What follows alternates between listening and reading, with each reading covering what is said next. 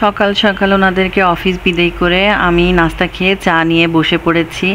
এই সময়টাতে আমি আরাম করে চা খাই আর আমার মেয়েটা টিভি দেখে, মাঝে মাঝে আমার সাথে নাস্তাও শেয়ার করে। আসসালামু আলাইকুম, কেমন আছেন সবাই? আশা করছি ভালো আছেন। চা শেষ করে আমি চলে আসলাম, একটু কাপড় ধুতে হবে। আমার মনে হচ্ছিল এগুলো অনেক ময়লা হয়েছে, পরিষ্কার করা দরকার। আর রমজানও চলে আসছে, তখন অনেক কাজ করতে পারবো না, একটু কাজটাকে গুছিয়ে নেই। ফ্রিজে খাবার দাবার আছে, আমার আজকে তেমন কোনো রান্না করতে হবে না। শাশুড়ি মা আমাকে খাবার টাবার দিয়ে দিয়েছিলেন গতকাল সকালবেলা। এক দফায় আমি কাপড় কেচেছি, এবার দ্বিতীয়বার জন্য মশারিটাকে কাচ্ছি।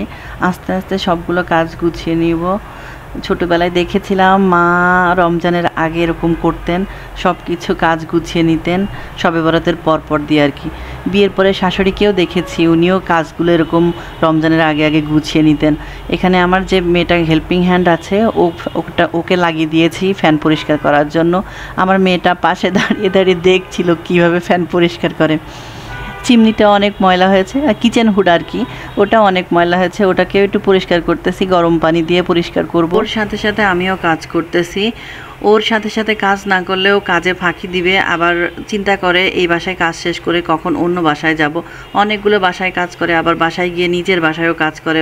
আসলে ওদেরকে দোষ দিয়েও লাভ নাই, নিজেরটা নিজেই বুঝে রাখতে হয়। আমি যেভাবে আমার জিনিসের মায়া করব, ওরা তো আর আমার জিনিসের সেভাবে মায়া করবে না।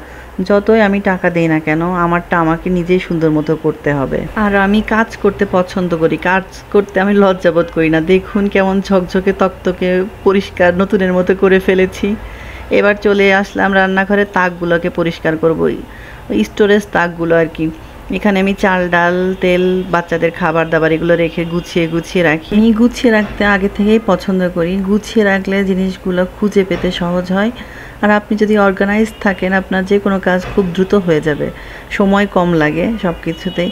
আর যেহেতু আমার বাচ্চা আছে ছোট দুটা, ওদেরকে ম্যানেজ করার জন্য আমার কাজ গুছিয়ে রাখলে আমার জন্য সুবিধা হয়, সব কিছু তাড়াতাড়ি করে আমি অনেক কিছু করতে পারি। আর এই ক্যাবিনেটগুলো, এগুলোর মধ্যে ভালো মতো পরিষ্কার না করলে, মাসে অন্তত একবার পরিষ্কার না করলে তেলাপোকা রাস্তা না হয়ে যায়। এগুলো আপনার অজান্তেই আপনার বাড়িঘর তেলাপোকা দখলে চলে যাবে।